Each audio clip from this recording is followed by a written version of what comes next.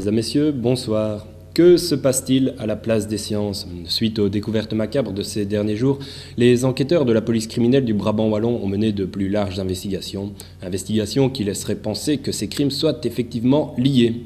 Retour sur les faits et explication par Thomas Lambrex. C'est dans les parkings, sous la place des Sciences, que les services de police ont découvert, ce matin, des corps sans vie d'étudiants. Ces découvertes ne sont pas sans précédent. En effet, de pareils événements ont secoué, déjà en juin dernier, la communauté estudiantine, où l'on avait relevé pas moins de 58 morts inexpliquées, dont les dossiers ont été classés sans suite. D'après les enquêteurs, la piste du suicide collectif est toujours envisageable. Néanmoins, de nombreux indices laissent penser à l'hypothèse d'un nouveau genre de serial killer, opérant sur les campus universitaires. Mais qu'il y a d'autre part moyen de définir une variation d'enthalpie libre pour la réaction à n'importe quel moment et qu'il y a nécessairement une relation entre ces deux termes. C'est quelque chose qu'on avait un peu abordé l'année passée, mais visiblement ça a fait des dégâts.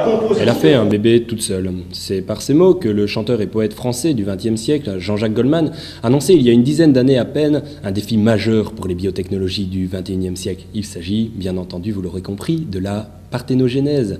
Alors, retour sur cette technique et à quoi en est-on? Ah, excusez-moi. Allô? Oui, d'accord. D'accord. C'est terrible, en effet. Oui. Très bien. Ok. Chers téléspectateurs, une nouvelle grave et surprenante à la fois.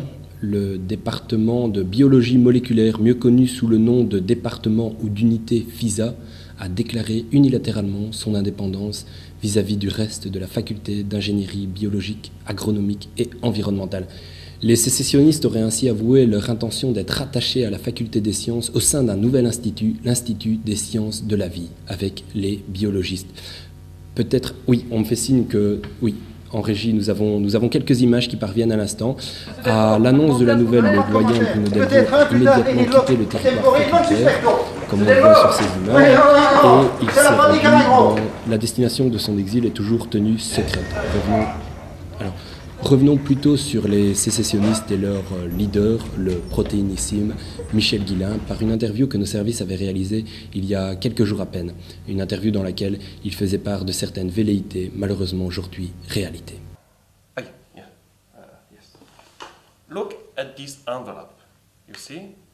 Here, it was before the formation of this institute. Okay? Now, this is after the institute. You see the difference? Huh? It's a very big difference. Huh? Look at this magnificent logo. You know, this is at least one of the major achievements of our institute. Of course, it costs some money, but never mind. And now, come closer. You see this building here? Just in the middle of this institute? It's just here.